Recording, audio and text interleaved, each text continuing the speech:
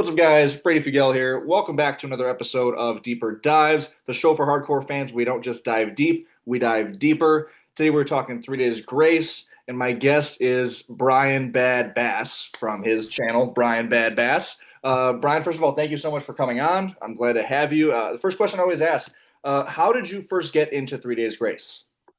So we're gonna immediately go back to the early high school stories.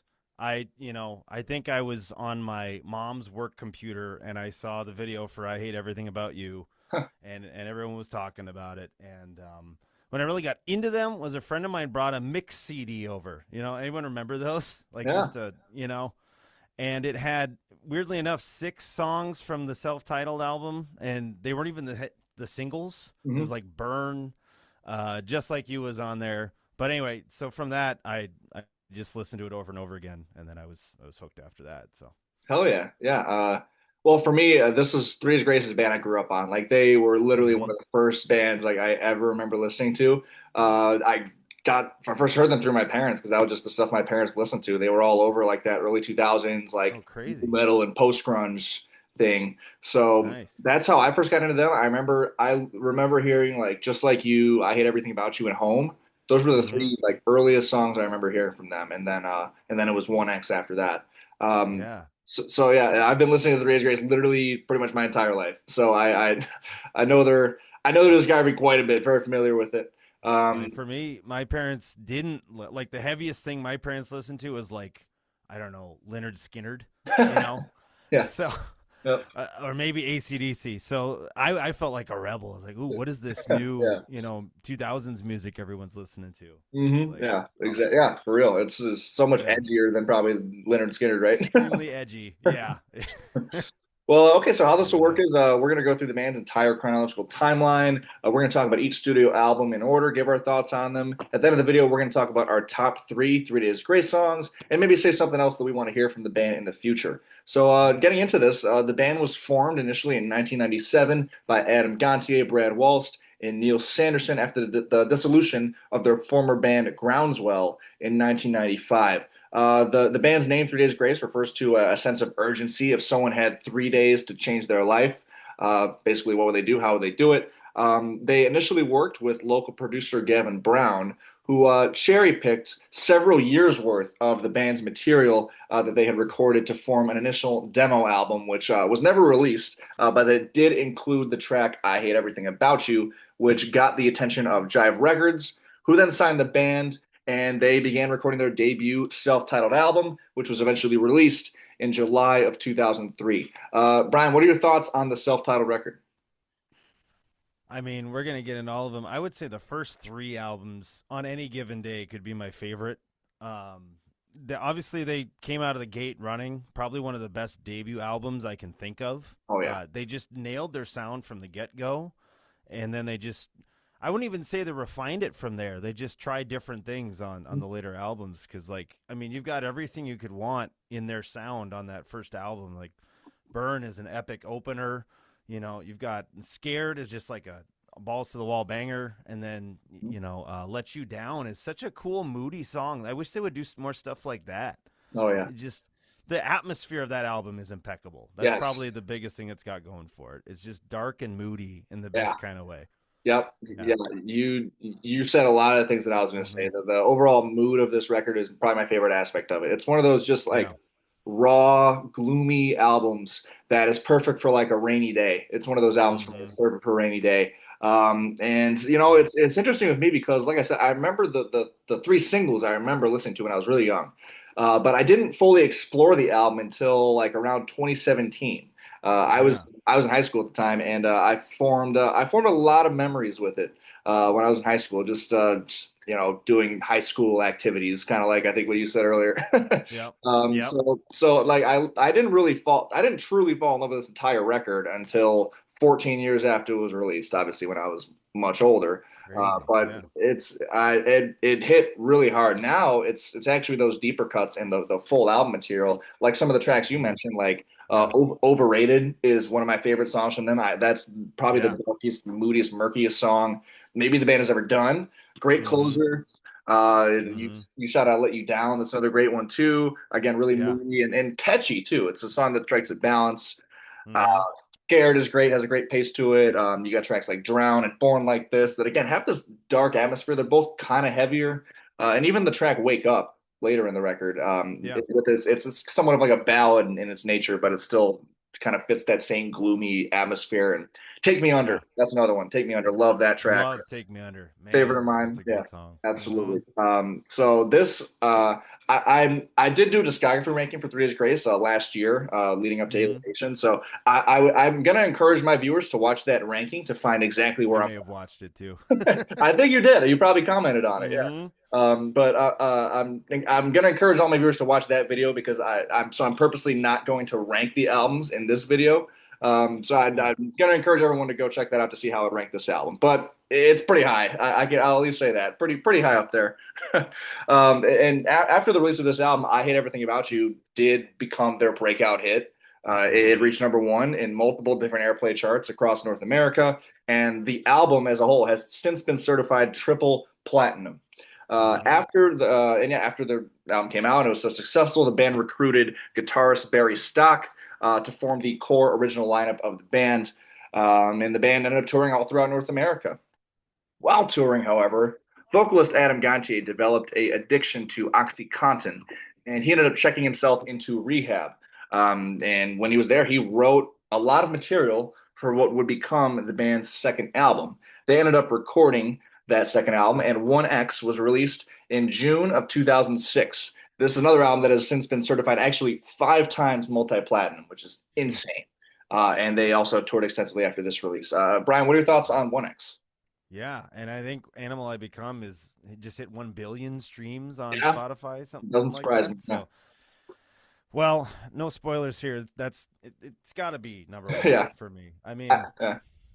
all three of the first albums are dead even, but there's not a bad song on that album. It just Mm. it flows extremely well. Adam, I wouldn't say refined his vocal technique, but maybe the production was a little bit stepped up vocally. Like all the harmonies, they're cleverly written in there, where it's not like Yeah.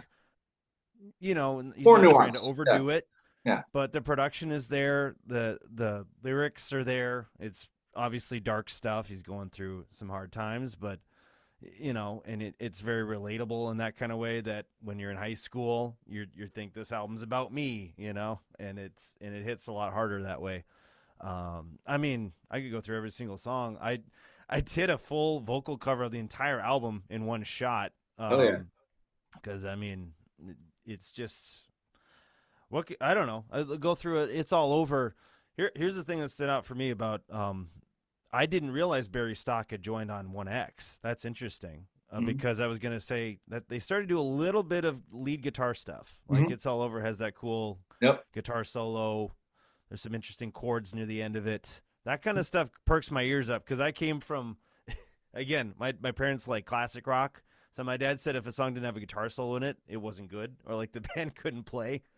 So I had that in my ear, and there's Tracks. another song we'll get to later, which kind of reaffirmed that. But I was like, okay, so these guys can play, Yeah.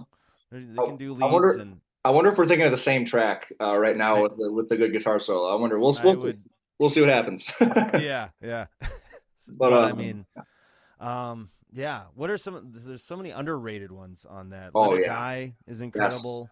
Um, I'm glad they're playing Get Out Alive a little more. I wouldn't say that's underrated, but On My Own is so catchy. Catchy. Mhm. They're all catchy, I guess you could say. Every chorus is gonna get stuck in your head. Gone Forever. 1X, the title track. I like how they went for the more kind of epic ending on this one. They're like, this is the closer. We're gonna end on a happy note. Bringing in that kind of chorus effect at the end. I Mhm. really appreciated that. Yeah. Kind of tied the whole album together. Mhm. It doesn't outstay its welcome at all. All the songs are like 3 or 4 minutes. It's not a prog album, and it doesn't need to be. So, Yeah. um, Yeah. yeah, Good uh, thoughts. Good thoughts yeah, overall. Yeah, you hit the nail on the head, I think. I mean, in its mood and in its emotion, like this is hmm maybe the band's most profound and their deepest record to date. Like, As far as this sound overall, this really accessible hard rock post grunge type of sound, like I Hmm. don't know if any band will ever match the same note that Three Days Grace struck on this record. I mean, it's one of those records where like you can't, even if you're not into this type of sound, people can call this record butt rock and the band butt rock Hmm. and stuff like Yeah. that. But in the same way that I don't like pop music, but I could still appreciate like a catchy pop song. I think even if Hmm. you're like a metal elitist or a prog nerd or anything like that, you could at least still appreciate the catchiness of some of these songs and just the vulnerability of a Yeah. lot of Adam's lyrics, like on the tracks, especially like the ones he wrote in Rehab about his addiction, Yeah. like Pain and Animal I Become and Over and Over, Gone Forever. Like those are all songs that like you really do hear the inspiration in the lyrics. And it just Hmm. happens to work alongside a more accessible formula overall. So like I think you hit the nail on the head. Like the album, it's catchy nonstop all the way through. It's Yeah. endlessly memorable, and the emotions really hit home. Um, Hmm. yeah, and yeah, after this one, yeah, like I said, they continued to tour. The band eventually began writing the third album in 2007 and recorded it throughout the first half of 2009. Life Starts Now was eventually released in September of 2009, and the album debuted at number three and has since been certified four times multi-platinum. What are your thoughts on Life Starts Now? Well, I think that song we were was is it on Life Starts Now that we were It thinking of? is. It's the opener, Yeah. Bitter Taste. I remember when that came out and I was like, what is this? Uh, Because yeah. they'd never done anything like that. It's just like a full on guitar solo. It's really It's not like a soulful too. melody, It's it's not like a harmonized thing. tons of soul in Um, it. Like it's really soulful too. It's very like good melodies in the track. Yeah. yeah. There's actually a lot of solo, at least lead guitar moments on Life Starts Oh Now. yeah. Like No More, Oh it's yes. just kind of so I'm when we get to our top three tracks, one of my top three tracks is on this album, and a track like No More, they've never done anything like it since. Yeah. It, they've kind Such of an got this underrated. Alice in Chains type thing going on with the verses, Mhm. and then again all the effects on the clean guitar, that kind of delay echo thing they got going on, is just such a cool soundscape they created with that song. Yes.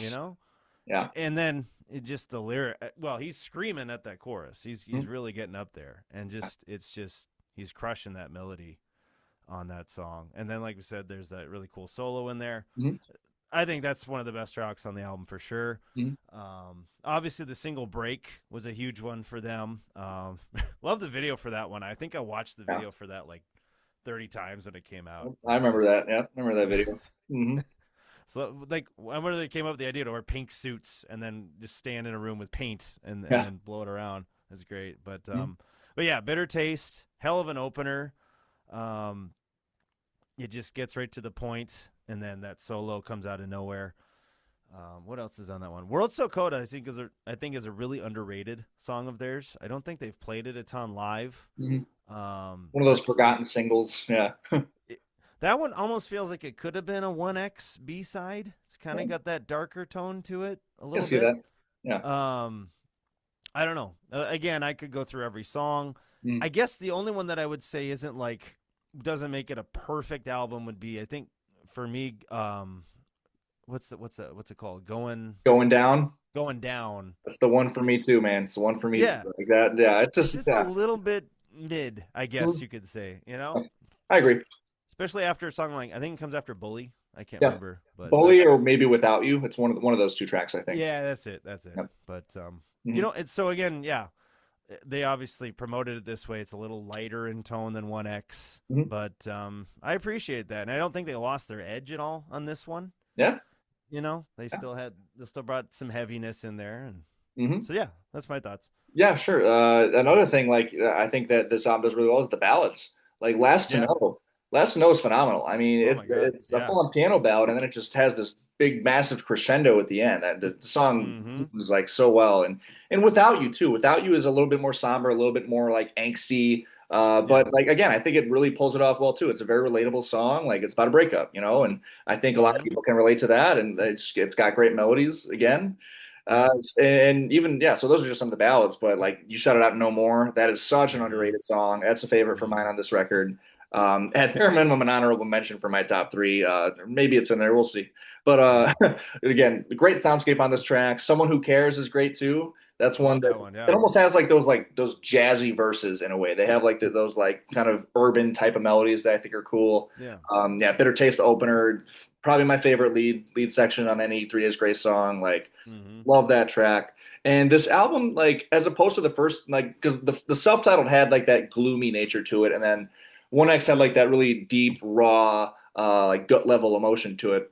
This album, like you said, it still gives the band their edge, but it Mm-hmm. feels a lot more like what's the word? Like soaring and Yeah. almost uplifting in a way, even with like its Mm-hmm. subtle dark moments here and there. Like it's a very it sonically this record is very positive, I would say. Um, Mm-hmm. just in how it Maybe a sounds. little bit experimental, Yeah, that too. trying Yeah. things. Like But Last to Know. I forgot about not Last to Know. Lost in You. Lost in You yeah, is oh yeah. Yeah. love that track. Yeah, Mm-hmm. phenomenal song. And yeah, that definitely stripped down Three Days Grace's song or sound a little bit more compared to the first two records, I would say. Mm-hmm. Or a few songs even on this record, I would say do that. So yeah, this is another phenomenal record. I also agree with you that the first three records are by far the best ones in the catalog. Yeah. Yeah. So I would definitely say that. And yeah, them kind of changing order on the day, I would even relate to that as well. Like I have my ranking up Yeah. and like I still stand by it, but I could probably say the same thing most of the time, depending on something like the weather. If it's raining, Right. listen to the self-titled. If it's a beautiful sunny day, I'll probably listen to this album, and one Mm-hmm. can float between something like that. That's just how I listen to music. Um, Yeah. but uh, but yeah, so like I said, the album has been certified four times multi-platinum, so it's another hugely like successful record for the band. In 2011, though, Jive Records was disbanded and it turned into RCA Records. Shortly after, the Lost in You EP was released in March of that year. It featured a piano version of World So Cold and also a B-side called The Chain. The band was also working on the fourth album. Eventually, Transit of Venus was announced actually on the day of Venus's transit across the sun, which that's pretty cool. I didn't know that. Like they actually named it That's after something that happened and they announced it that same day. Pretty cool. It was eventually released, Transit Venus, in October of 2012, and this record has since been certified gold. What are your thoughts on Transit of Venus? well, real quick before we get that, you mentioned the chain, which Yeah, reminded me I think it was a one X B side, Running Away. Have you heard yeah, that song? that's a good one. Yeah, That's I think that should have been on the album. That's yeah, like it's a good one. I don't I know why agree. they or if they ever released that one officially. I remember just finding it on YouTube randomly. But they've got a couple of B sides like that. Like their Mhm. cover of the chain is really good. They Um, they did a Wicked Game cover too. That was a B side off of One X. I'm not sure if you heard that. yeah, that's right. And the self-titled had a couple of bonus tracks too. I think. It did. Yeah. Are Are you you ready? ready? I think was Yeah. Yep. one Hmm. something like that. Yep. So anyway, yeah. So Transit of Venus. If I were to make an allegory, I was transiting. What would the word be? Transferring, whatever, to college. I was Okay. moving to college around that same time, and it was kind of a weird time in my life, because you're losing old friends and then you're trying to move and do all this stuff. Like a whole So new at the life. same Yeah. time, I still rank this album higher than some of the Mad albums we're going to get to. It's definitely the worst of the first four. It I don't know what maybe it was in at the time to kind of have that more electronic sound that they were Mhm. going for. Yeah. And it works on a couple of songs like Chalk Outline. Yeah. It's a cool effect. I agree. Um, but it feels like the guitars are just missing that power behind them Mhm. for most of the songs. Yeah. I feel like if you just remixed a couple of these, like Broken Glass or Misery Loves My Company, I think they could just hit a lot harder than they do. Mhm. Um, I still think some of the choruses are catchy. I actually really love the opener, Sign of the Times, because again, they're going for that more That's something different. atmospheric, Yeah. vibey thing. And then by the end, he's screaming his head off again. Hmm. And I like songs like The High Road. There's some good Yes. songs on here. I guess Yeah. that's what I'm saying. But just a couple of missteps here or there with the production, and then a couple of I would say expectations is not it's I sorry, it sounds like he's playing like a kid's keyboard at the It's beginning. so I don't know goofy. what that is. It sounds so goofy. I don't know what they were going for there. Yeah. Yeah. Uh, And then this like Um, explosive chorus comes out of nowhere. Like, I don't know. I agree with you. That's the weakest song on here for me. yeah. Cool that they did a cover. I don't know if they'd ever. Well, Yeah. they hadn't done that before with the Given to Me. I didn't even know it was a cover when the album came out, and I just thought it was really cool when it came Mm. out. And again, more guitars, so I like guitar stuff. So Yeah. there's a pretty sick solo on that one. Yeah, I don't know. Overall, it's good. Again, probably the worst of the first four albums for me. Yeah. Yeah, I think a lot of people would agree with you on that, and I certainly do. This to me Yeah, is a noticeable step down from yeah, I would say Life Starts Now, but all of the three records previously. It yeah, sounds noticeably uninspired. You're right that the production is a little bit weaker, especially in the guitars. It just there's just some forgettable stuff on here, like We Single Expectations. hmm, What's some other ones? Misery Loves My Company. And yeah, there's a good chunk of songs in here that aren't like bad, but they're just not that exciting. Like I think "Give Me a Reason," "Happiness," a couple songs off the top of my head just yeah, maybe have some energy or some kind of a mood to them, but they just feel noticeably undercooked compared to past Three Days Grace albums. yeah, Um, yeah. I Time don't That know. Remains is okay. There's a Yeah, that's ballad. another one. Yeah, Time That Hmm. Remains. Yeah. Sign of the Times is something different for them. Same thing with Unbreakable Heart later in the record. That's one that has a Yep. lot of up and down dynamics to it. Hmm. I think Operate is catchy. Broken Hmm. Glass pretty catchy too. So like there's some catchy stuff on here. Chalk Outline, that's a great one too. Probably the best song on Yeah. the record. Yep. Yeah, for sure. But yeah, overall, like the band tries doing some stuff on here that doesn't quite work for me. Adam still sounds good on here at least, Hmm. and it has some high points, but compared to the first three records, it's a very very noticeable drop off Hmm. for me, and I think probably a lot of fans would agree. Although, I think a lot of fans also probably still enjoy this record just because it was still part of that original Adam era. Right. So Hmm. yeah, eventually though, in January of 2013, shortly after this album's release, the band announced the abrupt departure of vocalist Adam Gontier. Matt Walst of My Darkest Days, who was also brother of bassist Brad Walst, filled in on the band's tour and then eventually became the band's official new lead vocalist. They began recording their new album in late 2013 with Matt on lead vocals. The track Painkiller was the first single from that record, and it was released as a lead single about a year before the album came out. Which now it feels like every band does Oh that. wow. it Yeah. feels like every band does that now, but like back then, like that was a long time. Like bands were not doing that very often around then, releasing singles like that early Yeah, I before the forgot album about came that. out. So I Yeah. remember hearing Painkiller and thought think it was decent at least at the time. But eventually Human, the album, was released in March of 2015. The first album with Matt on lead vocals. It has also been since certified gold. What are your thoughts on Hmm. Human? So now we're getting into the period, like the first four albums I had on my. I listened to all of my music on Xbox. I had an Xbox 360, and I just put all of it Okay. on there, so I'd be playing Halo and listen to this stuff. Oh, dude, we can't I talk about Halo or we'll get way off task, but save that for after the all right. review. um, so this was. I mean, I'm sure everyone felt this way, but when I heard Adam was out, I lost interest. I, looking back on it now, I kind of completely checked out at the time, so I didn't really listen to it. I heard the singles on the radio, stuff like that. I didn't listen to the album. Going back now, I recently, I think before Alienation came out, I went back and started listening to the Matt albums.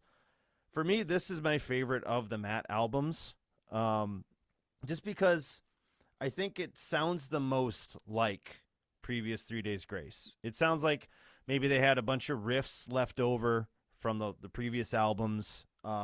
Like to me, if you listen to I Am Machine, that's straight up 3 Days Grace riffage in my mind, and I think Matt does a good job on those songs. Painkiller is another one that's just like kind of a classic 3 Days Grace riff, upbeat kind of song. And they had some more in experimental stuff, but like the title track is kind of out there. It's not like a verse chorus thing. They start with the chorus right away, and then they go and then it ends with like a minute long guitar solo again, which Hmm. is pretty cool. I appreciated that. Is the lyrics kind of bring that one down for me. He just repeats himself so much. It's an extremely repetitive song in Hmm. that way. Um, but again, I mean, there's a few I like on here. Fallen Angel's really good. Landmine, I think is pretty good. Car Crash it's not anywhere near Lost in You or Last to Know, but I think it's a solid ballad. And Matt was still getting used to the band, I'm sure, and he was just trying to fill these giant shoes, that Adam left. And so, on revisiting it later, I appreciate a lot more than I did when it came out, which was not really at all. Yeah. Okay. Well, for me it was kind of the opposite. I was Interesting. somewhat into this album when it came out. So I'm not sure. Are you familiar at all with Matt's former band, My Darkest Days? I'd heard a couple songs here and there. I don't know if I'd So recognize them. So I used to love the shit out of My Darkest Days. They were like my favorite band at the time. So I was Okay. actually kind of excited at the thought of Matt joining Three Days Grace. I was like, okay, Adam gone, that sucks. But like one of my other favorite bands, the vocalist is now joining and taking his place. So like that's pretty cool. Yeah. Um, and like honestly, like not to get too off task here, but I still enjoy those two My Darkest Days records. I would recommend them. And they're nothing like crazy nuanced or anything, or there isn't much Mm-hmm. to them. They're pretty surface. It's pretty surface level music, but like they're so freaking Fine. Yeah. catchy. Like every song is so catchy, and it's just fun music. So, but that actually gets me into my main issue with this record. It's Matt kind of not really working with the band. And I have always thought that to some degree because Mm-hmm. with My Darkest Days, he was writing like literally fun party songs about like going to strip clubs and getting wasted and shit Hmm. like that. Or he's writing ballads that have no shame in being a little bit cheesy. Just Sure. just fun music. 3 Days Grace isn't that. 3 Days Grace is darker. They're deeper. They're more. They dig Yep. a bit more beneath the surface with their Yep. lyrics. So Matt just feels like to me on this album, especially lyrically, but also vocally, which I'll also get into, like a wrench thrown in the mix. I think he just tried Hmm. a little too hard to try and adapt himself to the band, as opposed to the band kind of meeting him in the middle. Mm. I think if the band had met more in the middle, then the album would just be better for me. Sure. Lyrically, Matt's approach on this record is a lot of the same kind of surface level, repetitive metaphors, like Mm-hmm. painkiller. I could be your painkiller. That's the main metaphor of the song. Car crash. You're like a car crash. Landmine. I'm living like a landmine. Fallen Right. angel. Like all like a good big chunk of these songs. One too many. That's another one. Yeah. A big chunk of these songs are like seriously like just repetitive with its Hmm. melodies. I'm with you there. Yeah. Yeah, even aside from that, like some of the other songs, like I do like Iron Machine. Like it is catchy, and I do appreciate the like you said the structural nuances of the title track. But you hit the nail on the head when you said it was too repetitive. I think the band Mm-hmm. could have just switched up the lyrics a lot more, and it would have made that song a lot more interesting because I do like its mood and especially that extended solo at the end, like you said. Yeah. And another song that I actually kind of like on here is the closer, the ballad, The Real You. Mm-hmm. That's one that you could at least have some genuine emotion to it, and it feels inspired, and it has kind of like this dystopian type atmosphere to it that I can appreciate. But aside from that, yeah, I really don't like this album. Vocally too, that's another thing I was going to touch on. I Mm. think Matt kind of just forces his vocals a little too much on here. Like to me, Yeah. it sounds like he's trying to mimic Adam. That's I mostly think he what it is. sounds Yeah, I agree. Yeah. like. And Mm-hmm. again, like his vocal style in my darkest days, he would even get a little aggressive with his vocals in there, and they sounded Mm. good because they sounded natural. Like here, he sounds like he's just forcing it a little bit. Like I do notice a Mm-hmm. difference with that. And even like the more melodic songs on here, he still kind of tries to force that rasp onto it just because Yeah. that's just how Adam's voice naturally sounded. And even like on the future records from the band, like it's even more noticeable because he sounds really good on some of like the ballad type tracks where he Mm-hmm. actually just lets his voice sound how it sounds. Right. But yeah, overall, not a fan of this record, unfortunately. I had high hopes for it because it was literally like two of my favorite bands at the time combining. And I thought it was decent at the time, but over the years, it's really waned and appealed to me, Mm. unfortunately. But after this record was released, the band released a cover of Fantagrams' "You Don't Get Me High Anymore." I'm just realizing they actually have a lot of covers. I'd never realized. I'm just realizing this now. Like, wow, the band has like several covers. Like the Wicked Huh. Game, Chain, You Don't Get Me High Anymore. What was the other one? Give It Uh, to Me, Give Transvenous. In to Like, Me. and Yeah. they Mm-hmm. do. There's more too coming. So I just this is a realization I just had, which is Huh. interesting. But yeah, the band released that cover, Fantagrams. You Don't Get Me High Anymore. They then actually took a little bit of time off from touring before reconvening and recording their sixth album, Outsider, which was released in March of 2018. The album has again since been certified gold. The second single, Infrared, is worth noting, became the band's 14th number one hit, which at the time dethroned Van Halen as the band with the most Huh. number one hits on rock radio at the time. So Wow, I the didn't this know track that. Infrared broke that record for them and put Three Days Grace on the top, which is pretty cool. Pretty cool. But what are your thoughts on Outsider though? I mean, I love Van Halen too, so Yeah. I'm glad they both got some hits. Yeah. So again, I'd kind of checked out at this point. I heard some of the singles on the radio. I was like, oh, they got a new album out. So again, all these albums I've been hearing after the fact. So going back to listen to them, I didn't hear like the singles first. So just diving right into it,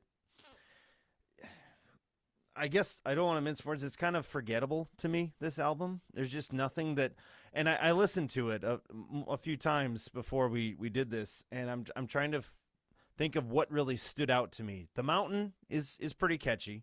That's a good single. It's Infrared, like you mentioned, has a couple of moments. Again, that kind of catchy, good riffage on it. Uh, Beyond those two, there's not really anything else that really stands out to me. Even like I listen to a song like Right, Left, Wrong, and I'm like, they're going somewhere on a first listen, and then it gets to the chorus, and it's just kind of a letdown for me. It's like you built up to something, and it didn't go anywhere, at least to what I would have wanted to hear on it instead. So I agree with you. He dialed down the grit with his singing. He seems a lot more natural on this one. Um, Not as much as he is on the next album, I think, but I don't have a ton of thoughts on this one. There's just not a lot that Yeah. stood out to me on this. Mhm. It's just kind of a lot of filler. It sounds like Yeah. to me. I don't know. Yeah, I do think that's valid. There are a couple tracks I enjoy on here. Like I think the closer Abyss, the Abyss, is pretty good. It's a darker song. Matt lets out this pretty sick scream actually at the way end of it that I thought was cool. And the Yeah, track yeah. Strange Days, that's one. It's got these bass grooves in the verses that bring to mind My Darkest Days to me because they would always Mm, kind of do things like that. Even down to the melody, it sounds like a specific My Darkest Days song a little bit. Chasing the First Time, that's another one where it has some synthetic elements to it that, again, brought My Darkest Days to mind, at least for me. mm, So there's some stuff I like on here. Right, Left, Wrong has some energy to it, I guess. yeah, And this is another record that I liked more at the time when it came out, and over the years it has waned in appeal to me. yeah, I do remember though when the Mountain, that was the lead single. I remember when that dropped, and I remember being really let down by it because to me like mm, it didn't have a lot of dynamics to it. Like I agree the vocal cadences in the chorus are catchy, but mm-hmm, that to me that's like all the song has going for it. Like you get right to and that main riff, it's just to me it just sounds sad. Just don't no no no no no no no no no no. yeah, It sounds so like flat in its dynamics and it yeah, just the song is so like unadventurous. It came off really vanilla, just really underwhelming. mm-hmm, And the second single was I'm an Outsider. A little bit better. Again, has its catchy moments, but again, just feels undercooked. In general, I think this album tries to rehash and recycle the same concept as 1X, even mm-hmm. down to the album cover. Because like the 1X, it Right. has the one that's different. Outsider, it's got the one arrow that's a different color. Yep. They're trying to recycle the 1X formula, but the music is not even close to the same quality for me. Me Against You is maybe the worst song the band has ever put out. Like it's seriously awful. I can't stand it. Just it's so Yeah. cringy. Matt's vocals sound extremely forced, maybe even more so than they did on Human. I do Yeah. agree though in general that they're dialed down a little bit on this record in a way that works, but that song is fucking atrocious. I can't stand that song. And yeah, The Mountain, not crazy about it, not good either. And then the ballads are maybe a little underwhelming on here. Like Nothing to Lose But You. That's one of the ballads. It's got those Yeah. acoustic guitar parts and it tries. You can tell it's trying to sound emotional, but it just doesn't really hit for me. Love Me or Leave Me Yeah. is a little bit better because at least has more of like an atmosphere to it, but just again, it's kind of boring, kind of repetitive. Doesn't do a whole lot for me either. Mm, And yeah, overall, this is another record that I'm really not into now. There's two, maybe three songs overall that I like and I've came back to, but that's another one that I listened to when it came out and I liked, and it just mm, doesn't do much for me anymore. yep. And yeah, after the release of this record, the band released another cover. This time in 2020, it was of Gautier's "Somebody That I Used to Know." Oh, I Um, forgot about that. Yeah. it's funny. I always because I actually like the original version of that song, Yeah. even though it's very like poppy for my taste. Um, Mm, but it's a really catchy song, and I always thought like, wow, like if a rock band did a cover of that, it would probably be pretty good. But I don't like this cover of it. I don't like this one. It's not crazy about it. I think the band just kind of condensed all the emotion and I don't know. It just sounds a lot less interesting. It sounds very like blocky and kind of like monotone. I don't know. But it must not have stuck with me. I forgot they did it. yeah, see, yeah, exactly, yeah. But after this one, the band released and they started writing and then eventually released their following album, Explosions, actually on my birthday. May 6th, 2022, that Nice. year. Um, I actually didn't listen to it until like I think 3 or 4 weeks after its release because kind of like you said about Outsider, like the last two albums like didn't do enough for me to keep me hooked. I was discovering, Yeah. especially at the time in 2022, I was really getting into like extreme metal and more progressive metal stuff. So like a new Three Days Grace album at the time was not something that interested me. Yeah. I'll get into my thoughts after you give your thoughts, but yeah, what are your thoughts on Explosions? Sure. So this definitely again, like I said, I listened to this a year ago for the first time, and I think it's a step up. I think if nothing else, it feels like they were really putting passion into this album. It feels to me like Outsider was again them kind of retracing their steps, and they didn't have a lot of inspiration for that album. This one, at the very least, they're trying a lot of new ideas, like collaborations. I don't think they'd ever really done that before. Getting Apocalyptica on a song is an Cool. interesting idea. Yeah. Um, I do love So Called Life. That is probably my favorite of the Matt's songs. It's definitely up there. Lifetime is another one. Again, my thought as I was listening to these three albums, having not heard them before, was what's going to stick with me? What am I going to be singing, a week from now or remembering? And Lifetime, it's stuck with me. Hmm. That's one of the better ballads they've done for sure. Yeah. I Am the Weapon is cool. Going for that kind of triplet 6/8 kind of groove Hmm. is a cool touch. They do that a lot. They seem to do that a lot. Yeah. Mhm. And I think it's a little weaker on the second half, but the title track I do like. That one grew on me quite a bit. Yep. Um, I guess maybe more the middle of the album. I'm trying to remember. Yes, Souvenirs is okay. A Scar is Born. I had a note about this. What did I write? They used almost the same melody between Scar is Born and The Mountain. I can't. I'd have to hear them both to hear it in my head, but it was like it was it was really similar. I noticed that I can hear that. Yeah. between those two. I just thought that was interesting. Not like it's a bad thing or anything, but yeah, just in general, I think it's not my thing. I guess I just didn't really care for Matt's voice that much on these albums. And that's probably why I did like Human more, is because I just wanted to hear that grittier sound, that Adamish sound, and he was trying that on Human. Mhm. I can see how that sounds forced at the same time. So on this one, he definitely sounds like himself. Um, and it's definitely a step up, I would say, from Outsider. Yeah. That's where I'd be on that. All right. So this is actually my favorite of the Matt albums. Actually, by far. I actually like this album. Like Oh overall, wow. not even just compared to the other two. Like, I enjoy this album, which was surprising to me. Like, cause like I said, I didn't really, I didn't really care at the time when it came out, and then I listened to it. I'm like, wow, like, I'm actually kind of fucking with this. A few songs like I like So Called Life too. That was the first single. I remember when it dropped. I think Yeah. in like November of that previous winter, and that song is just. Yeah, it's a little edgy, but like they're just Hmm. having fun with it with this song. That's what I like about it. It's just Yeah, it's fun. yeah. And like the riffing is definitely reminiscent of older Three Days Grace, and like even Matt's like harsher parts, he Hmm. doesn't he doesn't sound as much like he's trying to mimic Adam on here. It actually fits the song. So Yeah. that song actually really worked for me too. I Am the Weapon has some really good lyrics, and again, kind of like Hmm. that fast 6/8 triplet feel, like you said that they've done a few times. Hmm. Good Life being another instance of that. Um, Yeah. and yeah, like there's some stuff on here that maybe doesn't work. Like I think what's the song? Chain of Abuse. That's one that I'm not as big on. It has like these like teenage girls talking in the intro. That's kind of weird. Oh Uh, yeah. Forgot about that. Hmm. and I don't like Champion. That song just comes off a little bit too like Skillet, a little bit too surface level with the lyrics. Yeah. Aside from that, I Too like every shallow of a song. I cut. like every song on here. Aside from that, like Scars Born is solid. Hmm. Souvenir is solid. I really like the track Redemption. That might be my favorite on here. Mm. That's a song that it's very melodic. It has some acoustic guitars, but like the emotion is it actually really powerful in the song. Like Yeah. the chorus lyrics, he's saying like all those times. I'm trying to remember off the top of my head.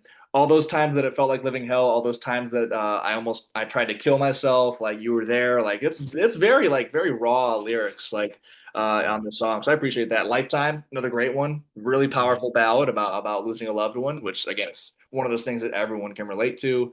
Hmm. And the closing title track is it's fucking awesome. Beautiful melodies in that track. It just sounds so like spacious and so like full and it's really saturated. And another thing that I think sets this album apart for Three Days Grace is its overall lyrical themes. The band talks a lot about existentialism on this record. Like, why are we here? Like any kind of elements like that. The title track has lyrics like that. Souvenirs, another big Hmm. one. To some degree, so-called life. There's other tracks that do that too. There's several on here, but I like that the band kind of spun their lyrical narrative a little bit. It does at least give this album more of a personality, especially for me compared to the last two Matt albums. Yeah. But yeah, overall, I actually really enjoy this album. Aside from the first three Adam albums, this is probably the only record by them that I really enjoy all the way through. So, and it was a really pleasant surprise because I was not expecting to like it. And even listening back on it now, and for this recording and over the years re-listening to it, I still like it. So Yeah. pleasant surprise. It's a pretty divisive album, I think, for the band and for their fans. Yeah. But I personally am into it. Yeah, throughout 2023, so shortly after this record was released, former vocalist Adam Gontier began reuniting with the band sporadically on at their live shows. In 2024, Adam Gontier officially rejoined the band alongside Matt Walst as co-lead vocalist, which is really interesting when you think about it. Like I can't think of any other band Very. that's done that, and it's Yeah. worked. So I Yeah. mean, props to them though. It shows that like they're all like Yeah. mature guys, and Killswitch did it with one song. They did the Signal Fire. They Killswitch. had That's Howard right. and Yeah. Jesse on it, Yes. but they didn't like Yeah. combine after that. So Yeah. yeah, I don't Exactly. know if I can think of a double vocal band that's done that. Yeah, it's really interesting, but like props to them. I Yeah. mean, they made it work, and they seem to still be Hmm. making it work 3 years later. So yeah, Yeah. and then in April 2025, the band I don't know if you ever know. Let me know if you noticed this. In April of last year, the band's album covers were all changed. Do you Hmm. remember that? Oh I yeah, I noticed it. I remember seeing that. I was like, what the fuck is Freaked me this? out. Like, yeah, I'm I like, thought something was wrong. I was like, the fuck is this? I'm like, I assumed it was like some kind of promotion for the new album, but I was like, I really hope they're not going to keep them all like this. Yeah. Thank God they didn't. That would have, Yeah. I would have fucking hated Oh that. god. Um, but yeah, they did it to Those are like human. Yeah. they did it to anticipate their next album, Alienation, which was the first album featuring both Adam and Matt on lead vocals that dropped in August of last year, 2025. Brian, what are your thoughts on Alienation? So yeah, before I tell you that, I just wanted a quick aside. Did you listen to Saint Asonia at all Yeah, during this yeah, time? yeah. That I We can go on I think there's a we can lot go of on a Saint similarities. Estonia tangent. I think that's relevant, right? Yeah, Sure. Okay. Cool. yeah. Yeah. I mean, yeah, they did what? Two albums? They did Flawed Great. Design and then a self-titled and then It- oh yeah, they had an EP and yeah. or So yeah, it was the with more self-titled. covers by the way. They did It, it, Blinding Lights. it was the Yeah. self-titled in 2015. That was the first one, which I thought was Yep. solid. Then Yeah. it was Flawed Design. That was the second one, like 2019. wasn't a fan of that one that much. Thought it was a little boring. But then they had the third album was introvert slash extrovert. That's So what it was. they That's put right. out the introvert EP and then the extrovert EP and then combined them into an album. And I Yeah. actually thought that record, the combined EPs, was pretty good. Yeah. Um, so Yeah. that'll lead me into my thoughts with this record actually. So I'm kind of glad you brought that up. Sure. But Yeah. yeah, I were was you a just fan of gonna those? say I heard some similarities, like you're probably gonna mention with this new album. So everyone, I think it's gonna take a little time for us to get over the fact that it's a new album. It's been out for what, a year now, something like that. So maybe we're at that point. I don't think I'd put it up there like right next to 1X or anything like that. It's a hell of a step up in my opinion. And to juggle two vocalists that at this point, like you said, Matt had kind of figured out where he sits with the band. To juggle that and Adam and songwriting and bringing that all together, I think it's a hell of an album. Is it a 10 out of 10? I don't think so, but there are definitely a few songs on here that I think will stick with the band, that will become like staples, things like that. Um, and it's funny too, because when I first heard Mayday, I was kind of disappointed. It sounded a little too radio rock for me, which I know they were going for the Animal That I Become baseline kind of thing with it. I don't know, just something about it. Just it was a little more on the poppy side to me than what I was hoping to hear. But at the time, I was just like stoked to see Adam back. I saw that live video where he did a couple of songs with the band, and then the like rumors started. So I was in full hype mode at that point. Yeah. Um, I was even more worried when I heard Apologies. Um, they leaned even more into the poppiness of Yeah. it. And again, I just love anything with Adam's voice on it, so I was on board for that. I think he does a good job on it. But so when the full album dropped, oh no, they had Kill Me Fast after that. That one got me excited. Yeah, That one is like Dominate too. That was another one. Dominate was a single. Dominate for, yeah, that's right. That was the fourth one, was Kill Me Fast. Yeah, Dominate again. I'm kind of on. It's what I'll they get did with to this album. I'll have some words about that one, but yeah, continue. Yeah, it's like they. I don't know if Barry tried to. It sounds like a Disturbed album to me almost. The guitar parts on this. I see that. They're trying to do a lot more. It's more interesting, complicated, layered. And that'll be when we get to what they should do in the future. I think it's a very busy sounding album. It's very overproduced in my opinion. So anyway, Kill Me Fast. I heard that one really got me excited. That one sounds like classic 3 days. It sounds like World So Cold meets I don't know, Everything I Hate About You, something like that. Yeah, So I can see that. Yeah. yeah, so and then when the full album came out, a couple of ones that really stuck with me. I love the title track. Again, they've got that 6/8. I think they're trying to bring that Riot vibe, that Good Life vibe. Um, the lyrics are a little cheesy, but again, in that kind of tongue-in-cheek way that doesn't bother me. Never Ordinary is extremely cheesy too, in an uplifting kind of way, but I can kind of forgive it. So that's why I'm trying to separate my just excitement about the fact that Adam was back with, how do we evaluate this album? I don't know. I think there's a ton of good stuff on here. In Waves, I think, is really good. Yeah. Death Wish is, again, there's a lot of callbacks. Death Wish is just Time of Dying, part 2. Yeah. Um, Yeah, time essentially. especially, yeah, the time signature, that intro with the 6/4 time, absolutely. Yeah. Yeah, it's basically the same riff. And it's got a guitar solo on it too, which is sick. So, a song like In Cold Blood, maybe it's because I'd gotten into heavier bands after this. I wanted to hear screams in the bridge section. It's like they got this close. They do like almost breakdowns on this album. Yeah. Yeah. They get super close. That's what I'm saying. It's like a Disturbed album almost, or something Yeah. like that. I think, again, yeah, Another Relapse is a really cool closer. I love that. With the just There's almost letting the riff. a little new metal in there when those vocal cadences in the chorus, like "You take me right back." I like new metal Yeah. a little bit. Yeah. Yeah, that's when they're trying to be heavy on this. Like Dominate, I think is a song, but the opening riff is pretty solid. I feel like it would fit on, again, like a Disturbed or maybe a a Korn album or something like that, you know? Yeah. Um, Yeah. so yeah, I was excited and I really wanted to like it, and for the most part, I think I did. I wouldn't rate it up there with the first three albums. I'd probably put it ahead of Transit of Venus. Um, So number and four I'd for you probably probably. yeah, I'd probably put it ahead of the Matt albums too. I think Matt sounds really good on this, by the way. I think the back and forth thing is really cool how they do that, and yeah, yeah, and we'll get more into what I think they should do with that in the future, but Yeah, for I'll leave it sure. at that. Well, for me, I did a review of this album actually, and I was fairly critical of it. I don't dislike this album, but at the same time, it's not. Yeah.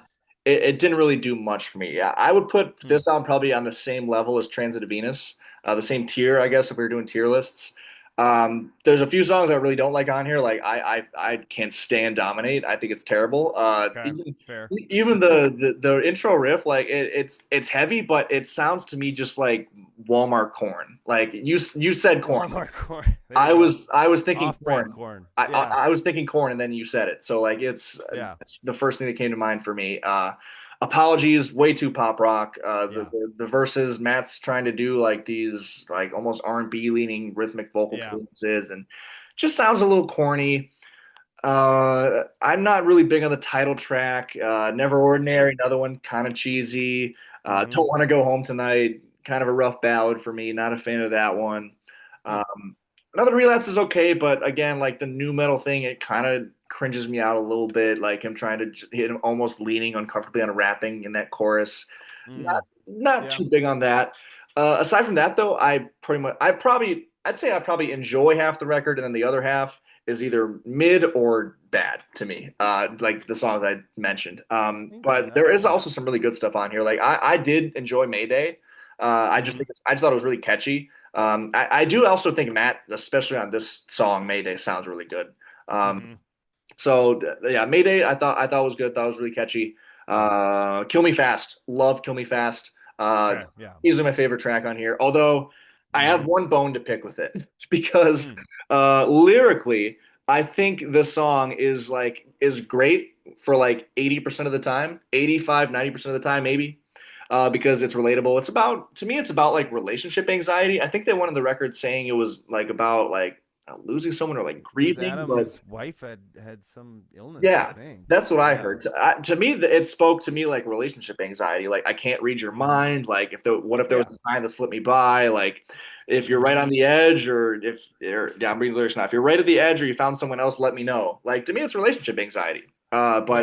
But Adam actually does a pretty good job of keeping it poetic. Like he's saying really relatable things, but it still has some like integrity to it with its lyrics. Like Mm-hmm. he's saying like he's basically just communicating. That's what I hear in this song. He's saying, "Hey, like I'm I I have strong feelings for you. Like tell me if you aren't feeling this because I don't want to get hurt." That's how Right. the song comes off to me. But Matt comes in the second verse with these mopey sad boy lyrics that make me so mad because I just don't think they belong in the song. Like, no, where are they at? Yeah, here we go. He says, "I'll stay sleeping in the bed we made. I hope you know I'll wait, never love no one again." Like really, like those. That's the only moment in the whole Never song thought of it like that. Yeah. where he Just loses his complaining. where he loses his Yeah. integrity. I'm like, Yeah. come on, like Yeah. why does she have to make it a sad boy verse? Like, just keep the momentum of the song going. So I have a bone to Mm-hmm. pick with that song just because of that, but I still really love it. Sure. It was one of my like most listened to songs all of last year, just because like the rest of the song is so classic. 3 Days Grace. Adam sounds phenomenal on it. So Mm-hmm. I really have no complaints of this song aside from Yeah. that little part, and even that like doesn't really bother me in the full song context. Yeah. There are other tracks in here. I love it. By the way, 20 years after the self-titled, and Adam sounds like the same. Yeah, It's yeah, he it's sounds nuts. great. He sounds Yeah. phenomenal. Yeah, Mm-hmm. you nailed it. Yeah. Yeah. As far as other tracks, I like In Waves. That's again really Mm-hmm. powerful, really anthemic.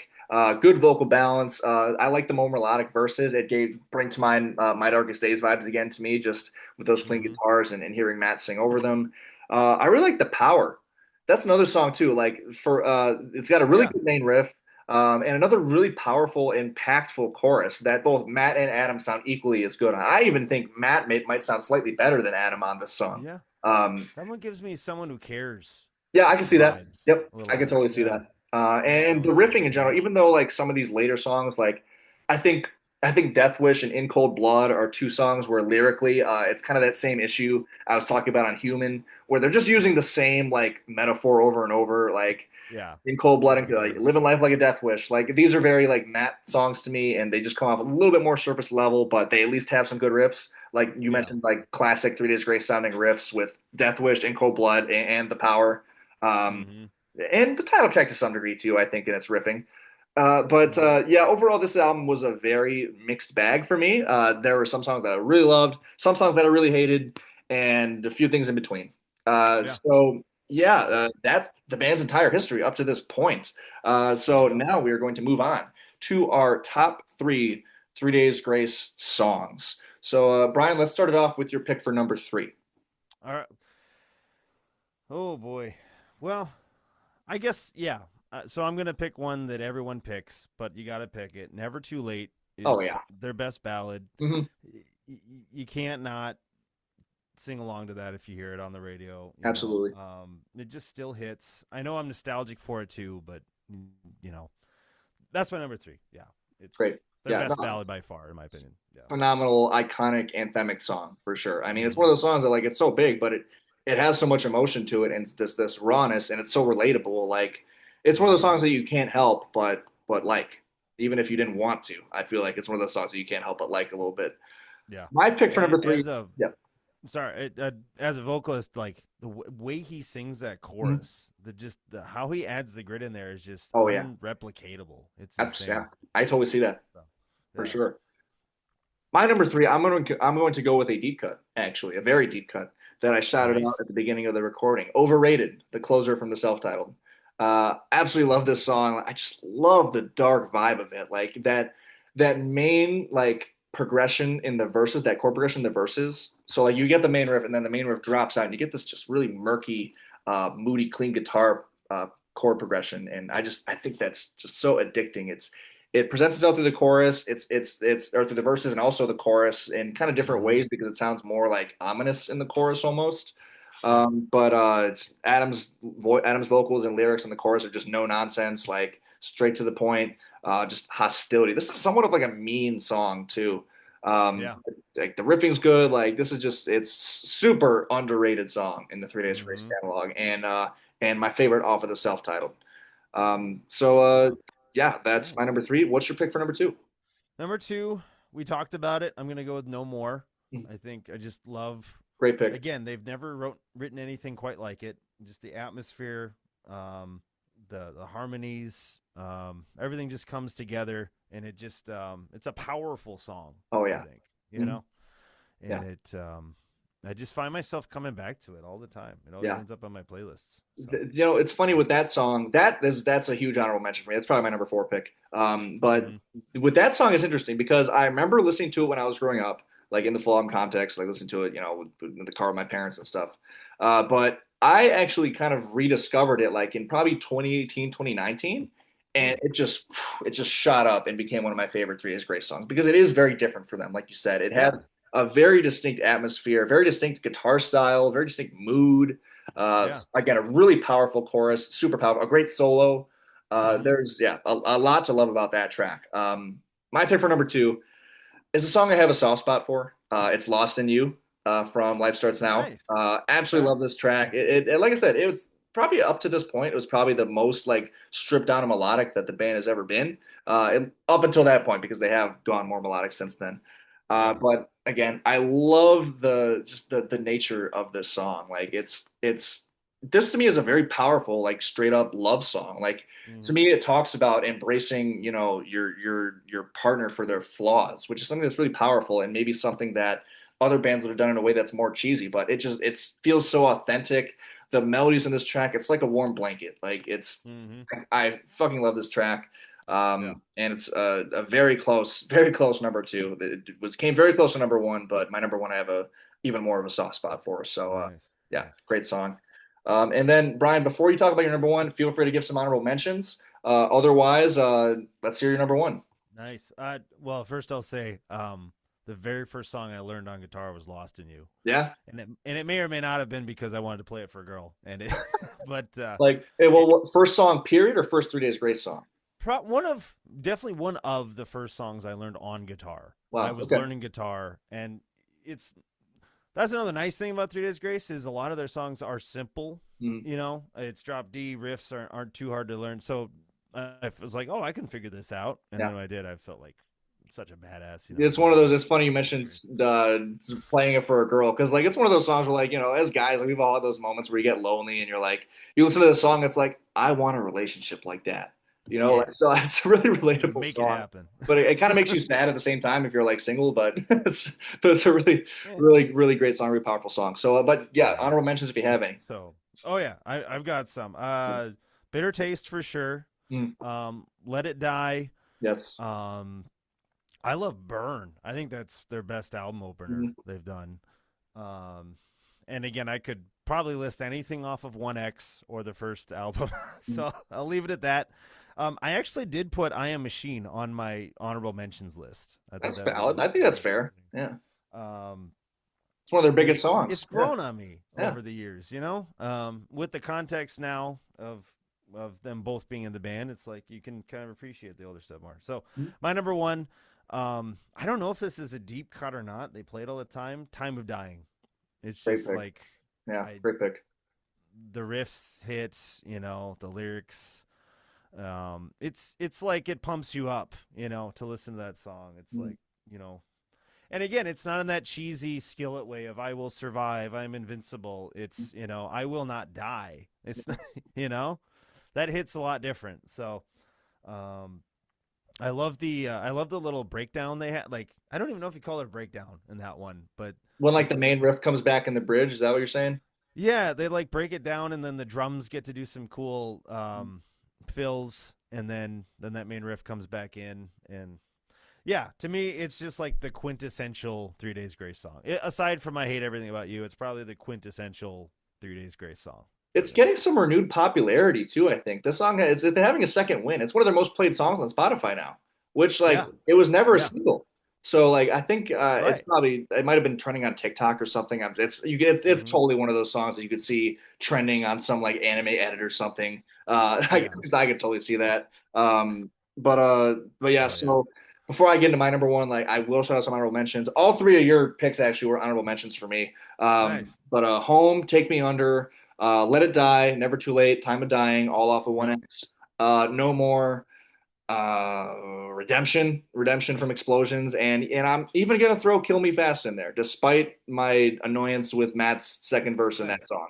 But Mm-hmm. the song overall is phenomenal, even with that. So those are my Yeah. honorable mentions.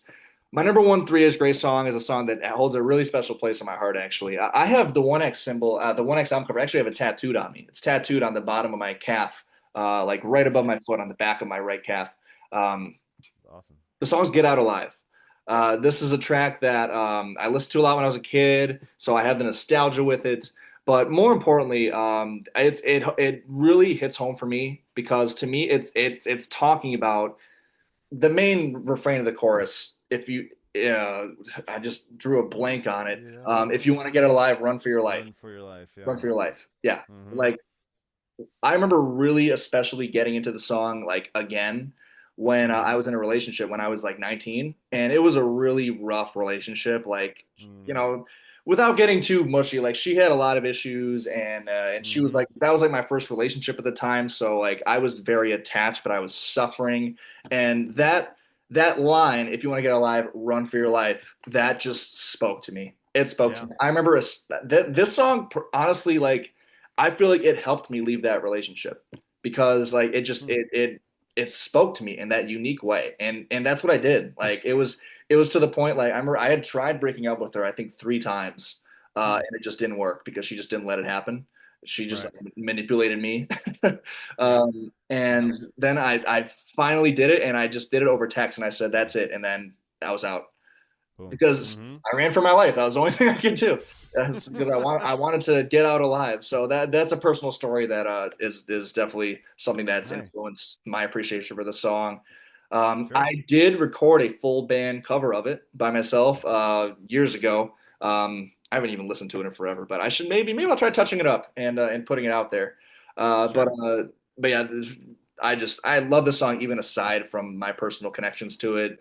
That main like clean guitar progression in the verses is it's very moody and it kind of gets you in that headspace. And then the Hmm. bridge riff is actually really catchy. Oh, I love it. It's really Hmm. bouncy too. And again, like Yeah. the emotion really shines through in the chorus. The song really ascends too. It crescendos and comes to this epic climax near the end. It's Uh, another one they haven't written one like that before. yeah, It just true. builds the whole song. Yep. Yeah. Mhm. Yeah. Yeah. So, yeah, that's my honestly somewhat easy pick for number one, Get Out Alive. That was the one that I picked Nice. right away. But Lost in You is a very close second. Hmm. Um, and yeah, that's our top three Furious Great songs. And then before we go, the last question we're going to answer is, what do we want to hear from the band in the future? What would we want to hear from them on their next studio album? Yeah. Brian, what are your thoughts on that? So, like I kind of talked about with Alienation, I think it was a little overproduced. They were trying to be. I feel like they were trying to be modern. They're trying to compete with the way modern metal sounds nowadays, and I don't think they need that. Like old 3 Days Grace was so good because it was simple riffs that get stuck in your head, and then let the lyrics, let the vocals shine. You know, you don't need all these synth layers. You don't need lead guitars going on in the chorus. And that happened a lot to the point that a lot of the choruses on Alienation kind of it like took me out of it. It's like just play the chord and let it ring and let me hear what's going on with the lyrics. On the note for the lyrics, they went way too poppy with it. It's like busy. Every chorus has way too much going on, and they didn't let it breathe. That's why Kill Me Fast, I think, is by far the best one. They give it room to breathe, and just again, it's like classic 3 Days Grace. So, and I don't want to be that fan that just says, no, give me more of the old stuff. I like the old stuff. I'm happy when they try new things. I just think that this wasn't the way to do it by going for the poppier sound, the overproduction. I would love to hear. I don't think they did this. They had Matt and Adam trading off, but I don't know if they ever had them singing together. Oh, That's what I want to hear. mhm. Let's hear what do they sound like blending their voices like that. They have similar ranges, but they're characteristically different enough. That could be really cool, I think, if they tried that. So Yeah, for sure. that was my other note. Yeah. Yeah. You actually just reminded me of another big criticism I had for Alienation, which was the fact that structurally and vocal arrangement wise, the songs are almost Mm. all the same. It was almost Yeah. always like they each take a verse, they each take a chorus, and then the ending is some kind of combination. That was Yeah. I think every song on the record was like that. Yep. So that's another criticism I had that I forgot about until now. So as far as what I Mm-hmm. would like to hear from them in the future, some different structural ideas as far as who does what. I don't know why they couldn't have like one song on the record that's fully Adam and one Mm-hmm. song on the record that's fully Matt. Like I don't think they needed to split everything perfectly 50-50 with every song Right. because I for one would love to hear new 3 Days Grace in 2028 or whenever we'll get the album with just Mm-hmm. with no Matt. I mean, if Matt wants to make the song, have him play some rhythm guitar parts. Like, Mm-hmm. and same thing, vice versa. Like, I think the band could definitely Right. pull off a full-on Matt song without Adam, and Mm-hmm. it would just mix up the album a little bit more. And then even if you do bring them together, like the example you gave, if they were to kind of do a call and response thing for a chorus, I think that'd be Mm-hmm. sick. If Yeah. if like or maybe one of them can take lead and then the other one can have some somewhat prominent distant backing vocals or something. Like there's a lot of different Right. ways that you can have both of them on the same song without using that same rigid uh Back and forth, back and one of them forth. each get a Yeah. verse, one of them each get a chorus, combination at the end thing. Because Yeah. that's like the most predictable way you can go about having two clean vocalists in the same band. So Mm-hmm. that's one thing I like to hear. I do also agree they could dial down the production, and so, because that is something that made, especially their first three records, Mm-hmm. so raw and so relatable. The fact that it wasn't super hyper polished, like it's just the Mm-hmm. instruments, the lyrics, the vocals, and the emotions speaking for themselves. And I think the Mm-hmm. band could do that in their next album. I think they still have the ability to do that. They're all talented musicians. Um, Yeah. and yeah, so I think if they dialed down the production, and just kind of did some different things structurally, I think it would work. And I think maybe also on Alienation, they were trying maybe with a song like, the like Apologies, maybe trying a little Mm-hmm. bit too hard to appeal to a younger audience or more of like a mainstream crowd. Yep. I think they should just go full on nostalgia. Like Yeah. I think, and they did do that for a lot of Alienation, like on with the riffing and the track speed highlighted. Mm-hmm. But I think they should just do a full on album that's focused on recapturing that mid 2000s nostalgia that they did so well on their Mm-hmm. first three records. And I don't think anybody could give them shit about that because like they're it's 3 Days Grace. They've been around for over what, how many years? 20, 20.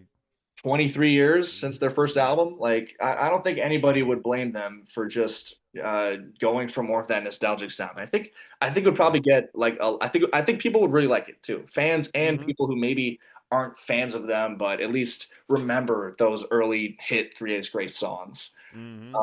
So yeah, that's Yeah. personally what I would want to hear for the band next. Before we go, Brian, do you have any closing thoughts of any kind? Did you ever get to see him live? With This is gonna sound really crazy, but I'm not much of a concert guy. I don't really go to, Oh, interesting. yeah, Okay. yeah. Nice. So I don't Okay. I don't think I have. I mean, I've been to a lot of concerts still, but like I don't think I've never gone on my way to see them. No. Huh. Nice. I don't go to a ton of shows. I'm particular about who I go see, but that was one of them when I Mm, heard Adam was back in the band, yeah. and they pretty much played everything I wanted them to. They Mm. played "Time of Dying." They played. They didn't play "Get Out Alive." That would have been cool, but yeah, they played all the hits and the And new that's stuff. No. that's another thing too. Like for context, I was like I think I was 15 or 16 when Human came out.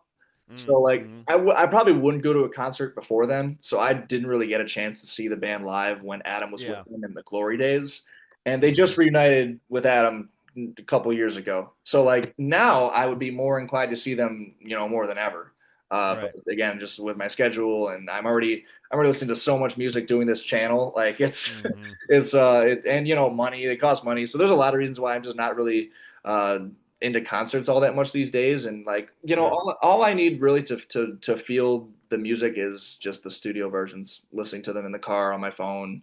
That's just me. Mm-hmm. Um, so yeah, I don't know. Maybe I'm sure that would surprise a lot of people, but No, but yeah, that's not super into concerts. if that's how you do you're into music, that's yeah, Yeah, that's awesome. I will just say they are incredible live. yeah, If um and yeah, it was the same way. Like I never got to see Linkin Park with okay, Chester, yeah, that's so rough. to Yeah, me this was kind of like the similar. other 2000s band that I was super into. So Mm. no closing thoughts. I mean, I don't get to talk about a band I like for an hour and a half, so this is really cool to Yeah. get to do. And yeah, I hope I sounded like I knew a little bit what I was talking Yeah, dude, you did about. awesome, man. I told you Yeah. like you said when we weren't recording, you're welcome back on for another episode. And if doing this inspires you to maybe talk about your musical opinions on your channel, like that's awesome. I think you Yeah. can pull it off too. So, Thanks, so yeah, man. thank you again for coming on. Anybody who's watching, please subscribe to Brian's channel. He does some awesome vocal covers. Like seriously, the guy can sing. And Yep. who knows? Maybe he'll start doing a review or two here and there, or a ranking or That something. would be the If he that'd be feels like sick. it, we'll Yeah. see. Oh, I'll promote. I got some original music coming soon There you too. go. Just Yeah, if you're on my channel, you'll see it. So, yeah. You know what? You some. sent me that song, and I can affirm. Mm-hmm. I can tell everyone watching that it's a really good song. So stay tuned for that. And anyways, Thank you, that's man. all we have for this episode of Deeper Dives. Thank you guys so much for watching. Remember to hit subscribe button for all ton of rock and metal related content, album reviews, more Deeper Dives episodes. And until next time, thank you guys again so much for watching. And we'll see you guys later. Peace.